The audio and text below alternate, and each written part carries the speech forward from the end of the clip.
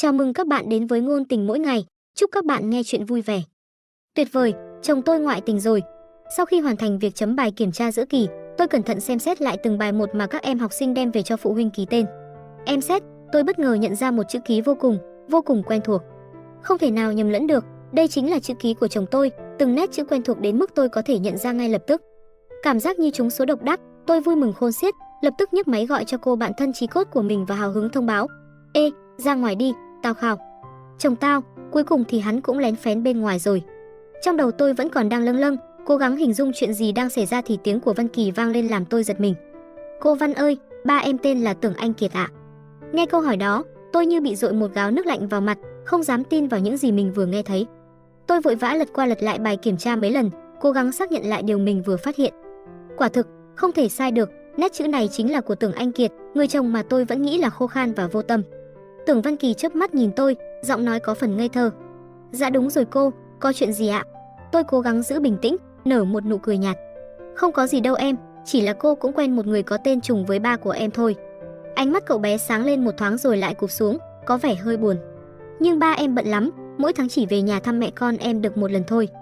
Nghe vậy, tôi vỗ nhẹ lên lưng cậu bé, an ủi: "Không sao đâu em, miễn là ba em còn nhớ đến mẹ con em là tốt rồi." Nhưng trong lòng tôi lúc này đã hoàn toàn khẳng định được suy nghĩ của mình. Lịch trình công tác của Tưởng Anh Kiệt quả thật mỗi tháng đều có một ngày vắng mặt ở nhà. Tôi cố gắng kìm nén sự phấn khích đang dâng trào trong lòng, chờ đợi mãi cho đến giờ tan lớp. Vừa chuông reo, tôi lập tức nhấc máy gọi điện cho bạn thân với giọng điệu không giấu được sự hả hê: "Đi ăn mừng thôi, Tưởng Anh Kiệt cuối cùng cũng cắm sừng tao rồi." Tôi và Tưởng Anh Kiệt kết hôn là do lời hứa hôn từ đời trước, có thể nói là một cuộc hôn nhân sắp đặt. Cuộc sống sau đó nhìn chung khá êm đềm, không có sóng gió lớn. Anh ấy chưa bao giờ để tôi phải thiếu thốn về mặt vật chất, tất cả các dịp lễ, kỷ niệm đều đặn chuyển khoản, tặng túi xách, trang sức đắt tiền. Những thứ mà người ta có, tôi cũng đều có cả. Ai nhìn vào cũng nói tôi số hưởng, lấy được người chồng vừa giàu có lại vừa biết lo cho vợ. Nhưng chỉ có tôi mới hiểu, ngoài những thứ vật chất đó ra, tôi chẳng có gì khác. Tưởng Anh Kiệt là một người khô khan và quá lý trí, tôi diện những bộ váy đẹp nhất để anh ấy ngắm, anh ấy chưa bao giờ khen lấy một câu, cũng chẳng bao giờ nói những lời yêu đương ngọt ngào. Tôi đích thân vào bếp nấu những món ngon cho anh ấy ăn, anh ấy chỉ biết trách tôi sao không để người giúp việc làm hết cho đỡ vất vả. Tôi cẩn thận chọn lựa những món quà đắt tiền để tặng anh ấy chỉ nhận rồi nói lần sau không cần phải mất công như vậy. Tôi hoàn toàn không hiểu gì về các vấn đề tài chính của anh ấy, và ngược lại, anh ấy cũng chẳng bao giờ quan tâm đến những suy nghĩ nhỏ nhặt, những cảm xúc vụn vặt của tôi. Tôi đã chán ngán cuộc sống lặp đi lặp lại như vậy suốt nhiều năm rồi. Tôi đã từng muốn ly hôn, nhưng lại chẳng thể tìm ra được một lý do đủ chính đáng để chấm dứt cuộc hôn nhân này. Cuộc sống như vậy thật sự quá mệt mỏi. Vì thế, tôi quyết định xin vào làm giáo viên tiểu học, một công việc mà trước đây tôi chưa từng nghĩ đến. Ai ngờ, chính công việc này lại vô tình giúp tôi phát hiện ra một bí mật động trời. Bây giờ thì tôi đã có lý do chính đáng để ly hôn rồi. Nhưng tôi biết rằng mình không thể vội vàng được. Tôi cần thu thập thêm những bằng chứng xác thực hơn nữa để có thể tự tin bước vào cuộc chiến ly hôn này. Vì vậy, tôi vẫn tiếp tục công việc giảng dạy như bình thường, cố gắng che giấu mọi cảm xúc thật của mình. Hôm đó, sau giờ tan học, các em học sinh lần lượt được phụ huynh đến đón, chỉ còn lại Tưởng Văn Kỳ đứng một mình lẻ loi trước cửa lớp. "Văn Kỳ, hôm nay ai đón em vậy? Có chuyện gì mà trễ thế?" Cậu bé không hề tỏ ra buồn bã, ngược lại, ánh mắt còn ánh lên một niềm vui và sự mong chờ. "Hôm nay mẹ em đến đón, mẹ nói chắc sẽ đến trễ một chút." Bình thường, tôi chỉ thấy tài xế riêng đến đón cậu bé, chưa từng thấy mẹ của em ấy bao giờ, có lẽ vì vậy mà cậu bé vui đến vậy. Trong lòng tôi cũng bắt đầu cảm thấy háo hức. Tôi thật sự muốn biết tiểu tam của Tưởng Anh Kiệt trông như thế nào, người phụ nữ đã khiến anh ấy thay lòng đổi dạ là người như thế nào. Đang mải mê suy nghĩ thì một giọng nói ngọt lịm vang lên: "Văn Kỳ." Tôi ngước mắt lên nhìn, một người phụ nữ với mái tóc uốn sóng màu hạt xẻ, mặc một chiếc váy bó sát người, bước xuống từ một chiếc xe hơi sang trọng đậu gần đó. Cô ta trông vô cùng rực rỡ và quyến rũ, hoàn toàn không giống với hình ảnh một người mẹ của một đứa bé 7 tuổi. Nhưng khuôn mặt ấy, sao lại quen thuộc đến thế? Tôi sững sờ, không tin vào mắt mình. Hóa ra là cô, Thẩm Tịnh Hương. Cô ta không hề tỏ ra ngạc nhiên, thậm chí còn nở một nụ cười đầy ẩn ý. Thẩm Tịnh Hương, người mà tôi đã đối đầu suốt từ những năm tiểu học cho đến khi tốt nghiệp cấp 3. Đúng là một sự trùng hợp kỳ lạ, chúng tôi học chung lớp suốt mấy năm trời, cạnh tranh nhau từng điểm số. Nhưng cái duyên này không tạo ra một tình bạn đẹp, mà lại kéo theo gần một thập kỷ tranh đấu ngấm ngầm. Dù là học tập, ngoại hình hay gia thế, chỉ cần tôi xuất hiện, cô ta luôn là người về nhì, luôn xếp sau tôi một bậc. Thời còn đi học, đã có lần tôi cố tình nhường nhịn trong một bài kiểm tra quan trọng, chỉ để cô ta có cơ hội được trải nghiệm cảm giác đứng đầu bảng. Thế nhưng, thay vì biết ơn, cô ta lại chất vấn tôi ngay trước mặt mọi người với một giọng điệu đầy thách thức. "Trình Nhã Tần, cô có ý gì vậy? Tôi không cần cô thương hại." tôi sẽ tự mình đánh bại cô một cách sòng phẳng. Và kể từ đó, cuộc cạnh tranh giữa chúng tôi cứ thế tiếp diễn, dai dẳng cho đến tận ngày tốt nghiệp. Sau khi lên đại học, mỗi người một ngả, chúng tôi hoàn toàn mất liên lạc. Tôi cứ ngỡ rằng mối nghiệt duyên này đã chấm dứt, rằng cuộc đời này tôi sẽ không bao giờ phải chạm mặt cô ta nữa. Ai ngờ, cái vòng luẩn quẩn ấy vẫn chưa buông tha tôi. Sau bao nhiêu năm trời xa cách, thái độ kiêu ngạo ngút trời của cô ta chẳng những không hề suy giảm, mà thậm chí còn trở nên khó ưa hơn gấp bội. Cách nói chuyện vẫn trịch thượng và đầy vẻ tự mãn như ngày nào. Trình Nhã Tần, chuyện cũ bỏ qua đi. Giờ thì tôi phải thừa nhận, có một điều tôi thua cô thật. Cô ta nói, giọng điệu đầy vẻ hả hê, phụ nữ hiện đại thì phải độc lập như cô, tự mình bươn trải ngoài xã hội, vất vả ngược xuôi. Còn tôi thì khác, được chồng yêu thương, chỉ cần biết hưởng thụ cuộc sống sung sướng này là đủ rồi. Vừa nói, cô ta vừa cố ý lắc nhẹ cổ tay, khoe chiếc đồng hồ đắt tiền và chiếc túi xách hàng hiệu sáng lóa. Đồ chồng tôi tặng nhiều đến mức dùng không xuể, đôi khi nhìn cô ăn mặc giản dị như vậy lại thấy thanh lịch hơn ấy chứ. Nghe xong, tôi chỉ muốn trợn mắt. Thật ra, những thứ đó tôi cũng có đầy đủ, chắc hẳn chồng cô ta chi tiêu quá hào phóng, mua cho cả hai chúng tôi cùng một loại. Chẳng qua là tôi không tiện mang chúng đến trường vì quy định nghiêm ngặt.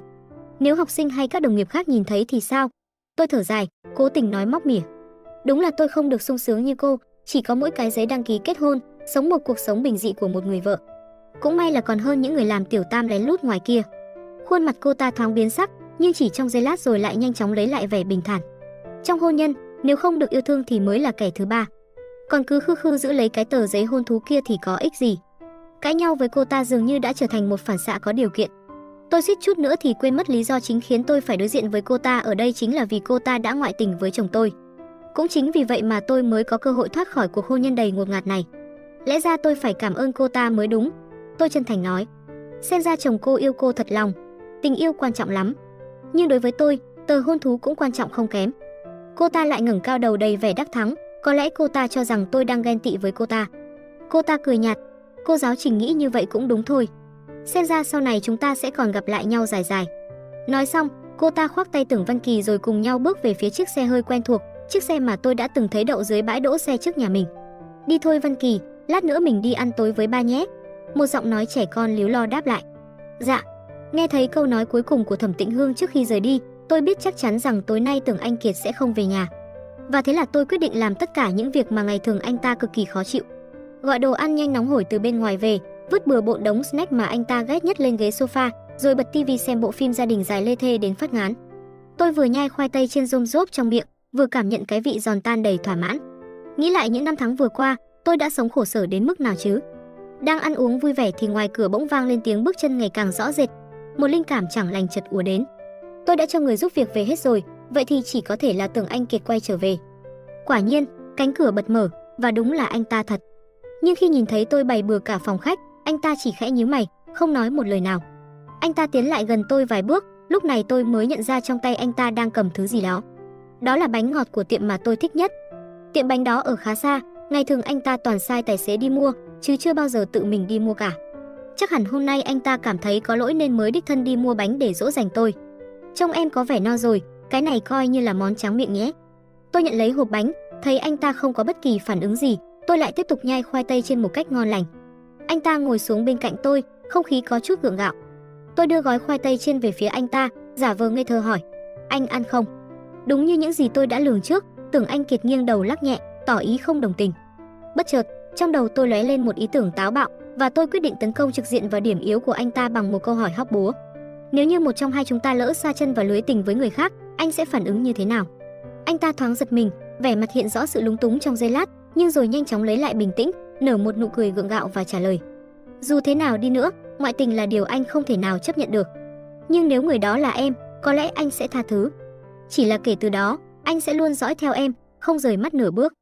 Tôi không hề nao núng, tiếp tục nhìn thẳng vào đôi mắt sâu thẳm của anh ta, nửa đùa nửa thật dò hỏi: "Vậy nếu người ngoại tình là anh thì sao?" Không hề do dự, anh ta khẳng định một cách dứt khoát: "Anh sẽ không bao giờ ngoại tình." Ánh mắt anh ta vô cùng kiên định, không hề có dấu hiệu của sự gian dối. Cảm thấy việc tiếp tục gặng hỏi chỉ là vô ích, tôi quyết định chuyển hướng sang một chủ đề khác, đó là ngày kỷ niệm sắp tới của hai chúng tôi. Trước đây, tôi vốn không mấy bận tâm đến những ngày kỷ niệm, nhưng Tưởng Anh Kiệt lại đặc biệt coi trọng dịp này.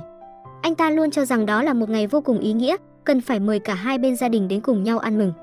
Hoa tươi, những khoản tiền chuyển khoản giá trị, túi xách hàng hiệu, trang sức đắt tiền, năm nào cũng không thiếu. Vậy thì cứ như mọi năm đi, chúng ta mời bố mẹ hai bên đi ăn tối, Sau đó anh sẽ đưa em đi đâu đó riêng tư một chút để hâm nóng tình cảm, Tưởng Anh Kiệt nhẹ nhàng đề nghị. Có lẽ đây sẽ là lần cuối cùng tôi và anh ta cùng nhau kỷ niệm ngày cưới. Lòng tôi nặng trĩu nhưng vẫn cố gắng gật đầu đồng ý một cách nhanh chóng. Bởi lẽ, tôi chỉ cần thêm một chút bằng chứng nữa mà thôi. Bữa ăn tối này, hãy cứ coi như một buổi tiệc chia tay đầy giả tạo. Kể từ ngày hôm đó, Thẩm Tịnh Hương dường như luôn túc trực bên ngoài trường học, ngày nào cũng đến đón Tưởng Văn Kỳ tan học. Thế nhưng, không có bất kỳ xung đột nào xảy ra giữa cô ta và tôi. Thậm chí, Tưởng Anh Kiệt dạo gần đây cũng trở nên yên phận đến lạ thường, không hề để lộ ra bất kỳ sơ hở nào khiến tôi có thể nắm bắt được. Sự im lặng này khiến tôi bắt đầu cảm thấy sốt ruột. Đến bao giờ tôi mới có thể thu thập đủ bằng chứng để vạch trần bộ mặt thật của họ đây? Sau khi suy nghĩ kỹ lưỡng, tôi nhận ra rằng con đường duy nhất là phải tấn công vào Thẩm Tịnh Hương. Hôm nay, trường của Tưởng Văn Kỳ tổ chức một hoạt động ngoại khóa, yêu cầu phụ huynh đến tham gia cùng các con. Và dĩ nhiên, Thẩm Tịnh Hương là một trong những người đến sớm nhất. Trong lúc các học sinh đang vui vẻ tham gia các trò chơi, tôi đã chủ động gọi riêng Thẩm Tịnh Hương vào một văn phòng trống vắng. Tưởng Văn Kỳ là con của cô và Tưởng Anh Kiệt, đúng không? Tôi không muốn vòng vo mà đi thẳng vào vấn đề. Cô ta khoanh tay trước ngực, nhếch mép cười khẩy. Thì sao nào? Hôm đó tôi cố tình để Tưởng Anh Kiệt ký tên vào giấy đăng ký, cũng cố tình để cô nhìn thấy tất cả. Tôi cố gắng giữ bình tĩnh, đáp lại. Anh ấy yêu thương Văn Kỳ vô cùng, coi thằng bé như bảo vật, dù sao đó cũng là đứa con trai duy nhất của anh ấy. Thẩm Tịnh Hương lập tức phản pháo. Còn cô, kết hôn bao nhiêu năm rồi mà vẫn không sinh được mụn con nào. Có trách thì trách cái bụng vô dụng của cô thôi. Những lời mỉa mai cay độc của Thẩm Tịnh Hương như cứa vào tim tôi, nhưng tôi vẫn cố gắng giữ bình tĩnh, tỏ ra như thể vừa bị đâm trúng điểm yếu chí mạng. Không có con thì sao? Chỉ cần tôi vẫn chưa ly hôn, cô mãi mãi chỉ là kẻ thứ ba đáng ghét trong cuộc đời anh ấy. Con của cô mãi mãi chỉ là đứa con riêng không được xã hội công nhận. Tôi chăm chú quan sát từng biểu cảm trên khuôn mặt của cô ta. Quả nhiên, ngay sau khi tôi vừa dứt lời, sắc mặt của Thẩm Tịnh Hương liền thay đổi. Khuôn mặt vốn điềm tĩnh của cô ta giờ đây đỏ bừng vì tức giận. Trình Nhã Tần, cô đừng vội đắc ý. Cô đắc ý bây giờ không có nghĩa là cô sẽ đắc ý mãi mãi. Cô ta tiếp tục nói, giọng điệu đầy chua chát. Cô tưởng rằng có được Tưởng Anh Kiệt là cô đã chiến thắng sao? Lúc anh ấy đau khổ nhất là ai ở bên cạnh anh ấy? Ai sinh con cho anh ấy? Người anh ấy yêu là tôi, chứ không phải cô. Cô ta càng nói càng trở nên kích động. Cứ để cô đắc ý thêm vài ngày nữa thôi, rồi tôi sẽ thay thế vị trí của cô. Tôi nhếch mép cười khẩy, đáp lại. Đợi đến khi nào cô có được tờ giấy đăng ký kết hôn trong tay rồi hãy nói những lời đó. Thẩm Tịnh Hương giận đến tím mặt, giơ tay chỉ thẳng vào mặt tôi định chửi rủa. Nhưng đúng lúc đó, một tiếng hét thất thanh vang lên từ dưới lầu đã cắt ngang cuộc cãi vã. Cô Trình, mẹ của Văn Kỳ bị ngã rồi. Đó là giọng của một giáo viên đang phụ trách hoạt động ở dưới sân. Nghe tin con trai bị thương, Thẩm Tịnh Hương dường như không còn tâm trí để đôi co với tôi nữa. Tôi cũng vô cùng lo lắng và vội vàng chạy theo cô ta xuống sân. Vượt qua đám học sinh đang vây quanh, tôi nhìn thấy Tưởng Văn Kỳ đang ngồi bệt dưới đất, nước mắt giàn giụa, đầu gối rớm máu. Văn Kỳ, mẹ đây rồi, đừng sợ. Thẩm Tịnh Hương ôm chầm lấy con trai vào lòng, nước mắt cũng lăn dài trên má. Sao không ai gọi cấp cứu vậy? Tôi đã bỏ bao nhiêu tiền cho con trai tôi học ở đây, giáo viên các người chăm sóc học sinh kiểu gì vậy hả? Cô giáo giọng đầy lo lắng và hối lỗi, vội vã trấn an. Chị à, xin chị hãy giữ bình tĩnh. Chúng tôi đã gọi 115 rồi, xe cấp cứu đang trên đường đến. Mong chị cố gắng chờ đợi một chút thôi.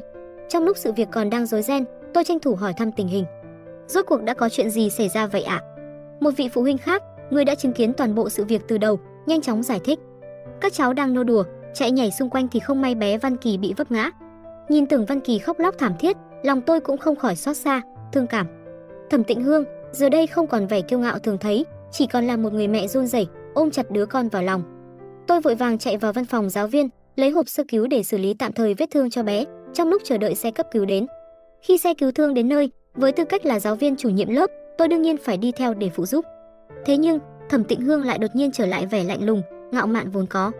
Không cần cô phải đi theo, cô ta lạnh lùng nói, tôi tự đi một mình được. Giọng nói của cô ta rất nhỏ, gần như lẩm bẩm, tôi cũng không chắc là cô ta đang nói với tôi hay chỉ đang tự trấn an bản thân. Tối hôm đó, khi tôi về đến nhà, Tưởng Anh Kiệt vẫn chưa về, khác hẳn với mọi ngày. Tôi biết rõ anh ta đang ở đâu. Ban đầu, tôi định đi tắm rồi nghỉ ngơi, nhưng sau một hồi suy nghĩ, tôi nhận ra hôm nay chính là cơ hội hiếm có mà mình đã chờ đợi từ lâu. Lúc xe cấp cứu đến, tôi đã cố tình hỏi kỹ địa chỉ bệnh viện. Tôi lập tức nhấn ga, lao thẳng đến đó, sợ rằng chỉ cần chậm trễ một giây thôi, Tưởng Anh Kiệt sẽ rời đi mất. Y tá trực ca, sau khi nghe tôi giới thiệu là giáo viên của Tưởng Văn Kỳ, đã rất nhiệt tình chỉ dẫn cho tôi số phòng bệnh. Để tránh bị nhận ra, tôi còn cẩn thận đội thêm một chiếc mũ lưỡi chai trước khi ra ngoài. Cúi thấp vành mũ, tôi rón rén bước đến trước cửa phòng bệnh, giả vờ như vô tình liếc nhìn vào bên trong. Mọi thứ diễn ra đúng như dự đoán của tôi, Tưởng Anh Kiệt đang ở đó, anh ta quay lưng về phía tôi, nên tôi không thể nhìn rõ biểu cảm trên khuôn mặt anh ta. Nhưng gương mặt của Thẩm Tịnh Hương thì lại hoàn toàn không giấu được vẻ u ám, khó chịu. Tưởng Văn Kỳ đã thiếp đi, say giấc nồng. Tưởng Anh Kiệt hạ thấp giọng, cố gắng nói chuyện nhỏ nhẹ, nhưng tôi vẫn có thể nghe rõ từng câu, từng chữ. Tịnh Hương, anh đã nói với em rồi mà, dạo này anh rất bận, nếu không có chuyện gì quan trọng thì em đừng gọi cho anh nữa. Ngay lập tức, Thẩm Tịnh Hương tỏ ra ấm ức. Anh là ba của con cơ mà, em không gọi cho anh thì còn gọi cho ai? Con bị thương mà anh không hề sốt ruột gì sao? Trên đời này có ai làm cha như anh không? Được rồi, em đừng giận nữa mà. Tưởng Anh Kiệt vội vàng kéo cô ta vào lòng an ủi. Là lỗi của anh, mọi việc liên quan đến con đều do một mình em lo liệu, vất vả cho em quá. Anh ta tiếp tục, lát nữa anh đưa thẻ cho em thích mua gì thì cứ mua nhé, coi như anh bù đắp cho em. Thẩm Tịnh Hương lúc này mới nguôi giận. Vậy lần này em tha cho anh đấy, nhưng lần sau không được như thế nữa đâu nhé. Trong lúc hai người họ đang mặn nồng, âu yếm nhau, tôi nhanh chóng lấy điện thoại ra, chụp lại một tấm ảnh rõ ràng, ghi lại khoảnh khắc họ đang ôm nhau. Thẩm Tịnh Hương rời khỏi vòng tay của anh ta, đôi mắt long lanh, đầy mong chờ nhìn Tưởng Anh Kiệt. Vậy đến bao giờ anh mới ly hôn với Trình Nhã Tần? Cho mẹ con em một danh phận chính thức đi. Đứng ngoài cửa, tim tôi đập thình thịch vì phấn khích, hồi hộp chờ đợi câu trả lời. Nhưng Tưởng Anh Kiệt lại không lập tức đáp ứng. Tịnh Hương, em biết mà, cuộc hôn nhân này vốn dĩ là do hai bên gia đình sắp đặt từ trước. Bây giờ mà vô cớ ly hôn, anh phải ăn nói thế nào với bố mẹ anh đây? Thẩm Tịnh Hương mím môi, tỏ vẻ không hài lòng. Anh nhẫn tâm để mẹ con em mãi mãi sống trong bóng tối, mang tiếng là kẻ thứ ba và con riêng sao? Em thì không sao, nhưng Văn Kỳ là đứa con duy nhất của anh đấy. Tưởng Anh Kiệt bóp trán, tỏ vẻ bất lực rồi gật đầu. Chuyện này không thể vội vàng được, anh sẽ sớm sắp xếp chuyện này thôi. Anh ta nói tiếp, thôi, muộn rồi, công ty còn rất nhiều việc đang chờ anh giải quyết. Em thuê người chăm sóc đi, đừng để mình quá mệt mỏi. Anh đi trước đây. Anh ta còn dỗ dành thêm vài câu khiến tôi nghe mà cảm thấy buồn nôn, ghê tởm. Tôi kéo thấp vành mũ xuống, nhanh chóng rời khỏi bệnh viện bằng lối thoát hiểm. Nếu để Tưởng Anh Kiệt phát hiện ra tôi không có ở nhà thì mọi chuyện sẽ trở nên rắc rối. Khi Tưởng Anh Kiệt về đến nhà, anh ta vẫn tỏ ra bình thường, không hề nhắc đến chuyện ly hôn, thậm chí còn tỏ ra quan tâm đến tôi một cách thái quá. Anh ta ôm lấy mặt tôi, ngắm nghía rồi nói: "Dạo này em gầy quá đấy, có phải do làm việc mệt mỏi quá không?" Thời gian gần đây, tôi cảm thấy vô cùng thư thái, thậm chí còn tăng cân một cách đáng kể. Chồng tôi, Tưởng Anh Kiệt, hoàn toàn im lặng về chuyện ly hôn, khiến tôi cảm thấy mệt mỏi, chẳng còn hứng thú giả vờ níu kéo. Tôi quay lưng, bước lên phòng, chui vào chăn trùm kín mít. Anh ta cũng lặng lẽ leo lên giường, nằm xuống cạnh tôi, vòng tay ôm tôi vào lòng. Cứ thế, những ngày tháng trôi đi một cách tẻ nhạt, cho đến khi đến ngày kỷ niệm cưới của chúng tôi. Thế nhưng, thật xui xẻo, đúng vào ngày đặc biệt đó, trường của con trai thông báo tổ chức họp phụ huynh. Tôi đành nhắn tin báo cho Tưởng Anh Kiệt: "Hôm nay em về muộn, tối mình mới kỷ niệm được nha." Anh ta chẳng hề tỏ ý kiến gì, thậm chí còn đáp lại rằng anh cũng bận rộn đến tối mới rảnh. Tôi cất điện thoại vào túi, quay trở lại chuẩn bị cho bài phát biểu. Đây là lần đầu tiên tôi đứng lớp tổ chức họp phụ huynh nên trong lòng không tránh khỏi cảm giác hồi hộp, lo lắng. Phụ huynh đến lớp ngày một đông, các chỗ ngồi dần được lấp đầy, chỉ còn duy nhất vị trí của Tưởng Văn Kỳ là vẫn trống không. Thẩm Tịnh Hương, mẹ của Văn Kỳ, lại có thể bỏ lỡ một dịp để khoe khoang, phô trương như thế này sao? Tôi cảm thấy có chút kỳ lạ, nhưng cũng không nghĩ nhiều. Đến giờ bắt đầu buổi họp phụ huynh, vẫn không thấy bóng dáng cô ta đâu. Tôi định bụng sẽ bắt đầu luôn để tránh làm mất thời gian của các phụ huynh khác. Đúng lúc đó, một bóng dáng quen thuộc bất ngờ đẩy cửa bước vào lớp học. "Xin lỗi cô giáo, tôi là phụ huynh của Tưởng Văn Kỳ, tôi đến muộn." Người vừa nói không ai khác chính là ông chồng đang bận tăng ca ở công ty của tôi, Tưởng Anh Kiệt. Câu nói còn chưa dứt của anh ta chợt bị khựng lại khi ánh mắt hai người chạm nhau. Tôi không hề trách anh ta ngạc nhiên, sửng sốt. Tôi đã từng nói với anh ta rằng mình đi dạy học, nhưng chưa bao giờ tiết lộ rằng mình là giáo viên của con riêng của anh ta. Hóa ra, anh ta đã tự mình đưa bằng chứng đến tận miệng tôi. Cố gắng nén cơn run đang lan tỏa khắp cơ thể, tôi nhẹ nhàng cất tiếng: "Mời vào, buổi họp sắp bắt đầu rồi." Vô vàn ánh mắt tò mò đổ dồn về phía hai chúng tôi. Tưởng Anh Kiệt không còn lựa chọn nào khác ngoài việc im lặng bước tới, ngồi xuống chiếc ghế đã được ghi tên Tưởng Văn Kỳ. Tôi đứng trên bục giảng, run rẩy vì sự kích động và tức giận dâng trào, nhưng trong mắt Tưởng Anh Kiệt, có lẽ anh ta nghĩ rằng tôi đang sụp đổ vì phát hiện ra sự thật phũ phàng về sự phản bội của anh ta. Ngay khi buổi họp vừa kết thúc, tôi vừa như không thể chịu đựng được nữa, vội vã bỏ chạy khỏi lớp. Nhưng Tưởng Anh Kiệt đã nhanh chóng đuổi kịp, kéo tôi vào một góc hành lang vắng. "Nhã Tần, mọi chuyện không như em nghĩ đâu, nghe anh giải thích đã." Vẻ mặt luống cuống, bối rối trên khuôn mặt anh ta trông không giống như đang diễn kịch. "Không như tôi nghĩ là thế nào? Người khác nói anh ngoại tình tôi còn không tin. Hôm nay tận mắt chứng kiến, anh còn gì để nói? Anh có lỗi với tôi, với bố mẹ tôi không?" Tôi giận dữ móc điện thoại ra, ném vào người anh ta bức ảnh chụp anh ta và Thẩm Tịnh Hương ở bệnh viện hôm trước. Nhìn thấy bức ảnh đó, anh ta lập tức nghẹn lời, không thể thốt ra bất cứ điều gì. "Nhã Tần, Anh sai rồi. Anh đã hồ đồ, anh bị mê muội nhất thời. Em tha thứ cho anh lần này được không? Anh sẽ cắt đứt với họ ngay lập tức. Phản ứng này của anh ta cho thấy màn kịch của tôi đã diễn ra vô cùng thành công, đã khiến anh ta tin sái cổ. Tha thứ cho anh. Tôi đã vì cái nhà này mà cống hiến bao nhiêu năm trời, còn anh thì ra ngoài cặp bồ, thậm chí còn có cả con riêng. Anh nghĩ tôi dễ dàng tha thứ đến thế sao? Tôi thốt ra những lời cay đắng đó mà sắc mặt không hề thay đổi. Tưởng Anh Kiệt nắm chặt tay tôi, vẻ mặt đầy cầu xin. Anh xin lỗi, thật sự xin lỗi em. Em nghĩ đến tình cảm bao nhiêu năm nay của chúng ta mà tha cho anh một lần đi. Sau này chúng ta sẽ sống thật tốt, được không? Đây là lần đầu tiên tôi thấy anh ta trong bộ dạng như vậy. Với khuôn mặt đáng thương đó, có lẽ anh ta có thể khiến bất cứ ai mềm lòng, nhưng tiếc thay, tôi không phải là kiểu người dễ dàng yếu lòng. Tôi hất tay anh ta ra một cách dứt khoát. Tôi ghét nhất là sự phản bội. Tôi sẽ không bao giờ tha thứ cho anh. Chuẩn bị ký đơn ly hôn đi. Tôi tranh thủ lúc anh ta còn đang sững sờ, lập tức rời khỏi trường. Tối hôm đó tôi không về nhà nữa. Trong lúc ngồi đợi đồ ăn trong một nhà hàng của khách sạn, tôi gửi một tin nhắn nặc danh cho Thẩm Tịnh Hương.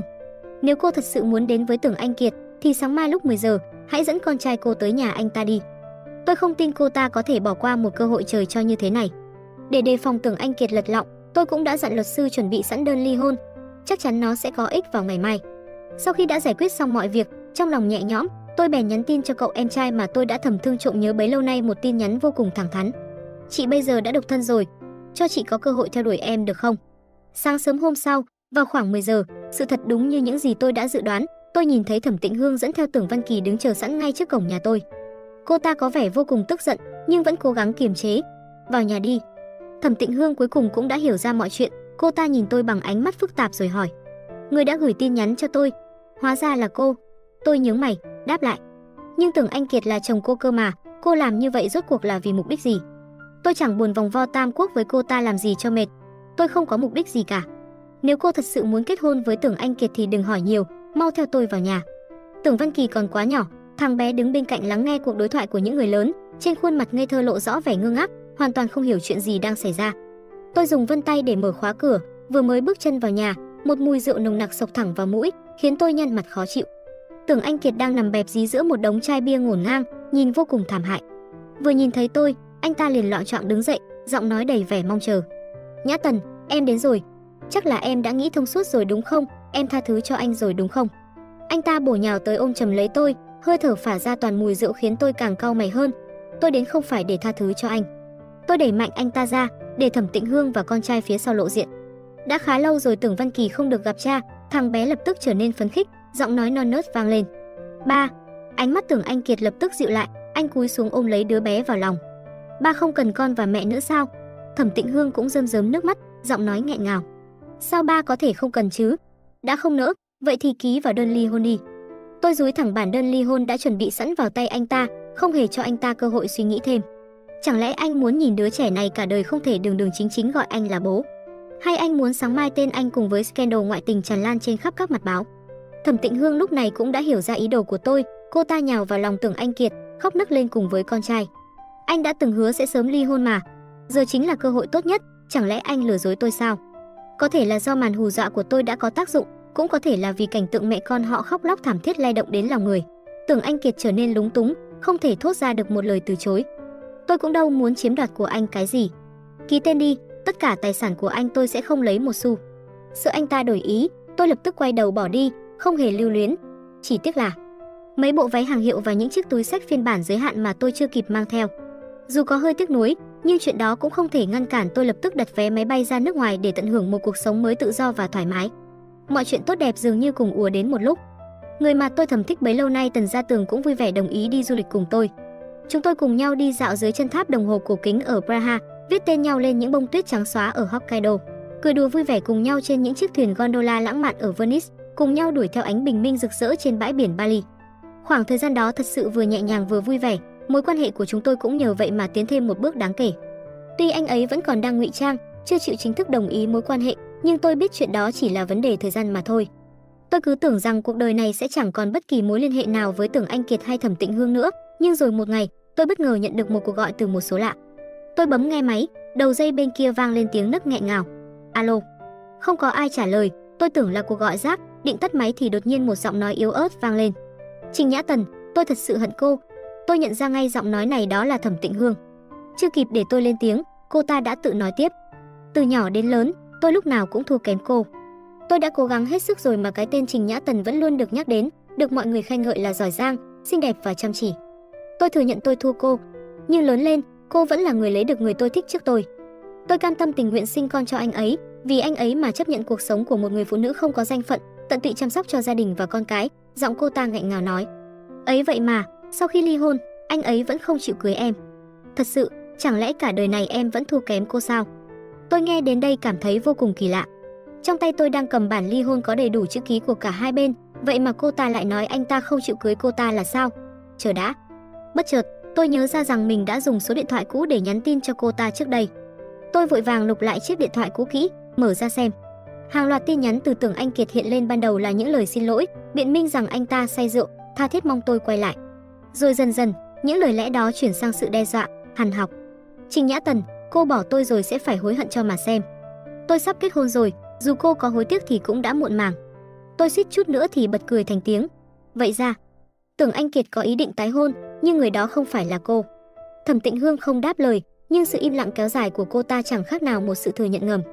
Tôi không nén được một tiếng cười khẽ. Cô nên cảm thấy may mắn mới phải. Cô đã hy sinh quá nhiều cho anh ta, nhưng đổi lại, anh ta hoàn toàn không trân trọng cô.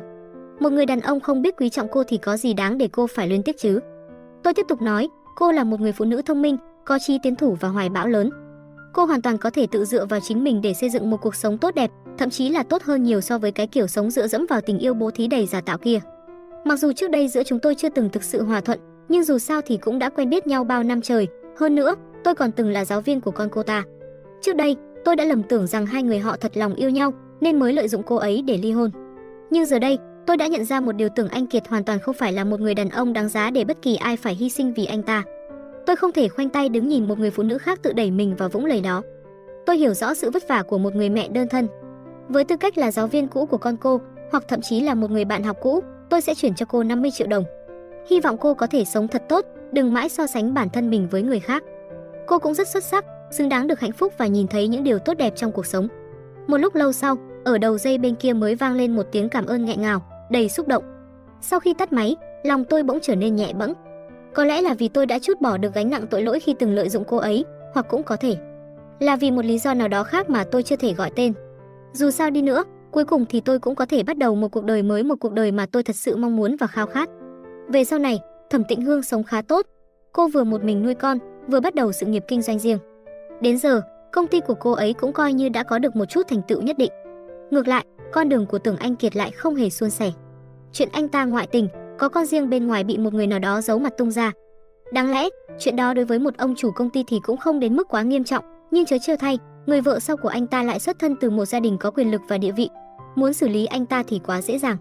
Cũng may là người vợ mới vẫn còn mê mẩn vẻ ngoài của anh ta, nên tạm thời giữ lại làm bình hoa biết nói cho vui cửa vui nhà. Chắc chắn lần tới gặp lại sẽ vô cùng thú vị đây. Còn tôi thì sao? Dĩ nhiên, Tần Gia Tường không thể nào chống lại được sự tấn công mạnh mẽ và quyết liệt của tôi giờ đây. Anh ta đã ngoan ngoãn đầu hàng và nằm trong tay tôi rồi. Chuyện đến đây là hết. Cảm ơn các bạn đã nghe chuyện trên kênh Ngôn Tình Mỗi Ngày. Hẹn gặp lại bạn ở những câu chuyện tiếp theo.